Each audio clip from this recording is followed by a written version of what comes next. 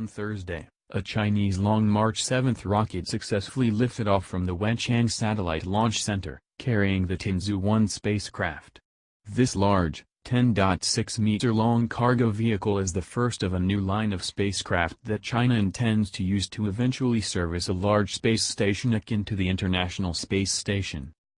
During the next 2 months, the spacecraft will make 3 docking attempts with the Tiangong 2 space station, a smaller prototype for a larger station China intends to build during the coming decade.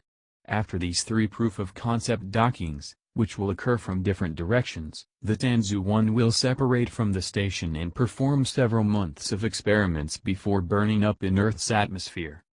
Much like how the International Space Station has autonomous cargo vehicles to resupply the International Space Station, the Russian Soyuz, Japanese HTV, and American Dragon and Cygnus, China needs to develop its own resupply capability. The Tianzhou-1 is a large cargo vehicle capable of carrying up to 6 tons of supplies, about twice as much as most vehicles that supply the International Station. Following the design of the Russian Mir, and later the International Space Station, China intends to build a modular station of different laboratories, equipment, and housing units assembled in Earth orbit.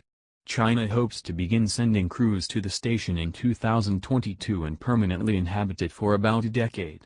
As part of its increasingly ambitious space program, China also has plans to continue exploring the moon with robotic spacecraft.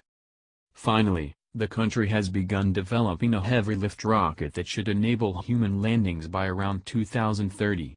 The Long March 9, a super heavy-lift rocket in the class of the Apollo program's Saturn V rocket, remains about 15 years from its debut and is projected to have a payload-to-LEO capacity of at least 130 metric tons and a payload-to-LTO capacity of at least 50 metric tons.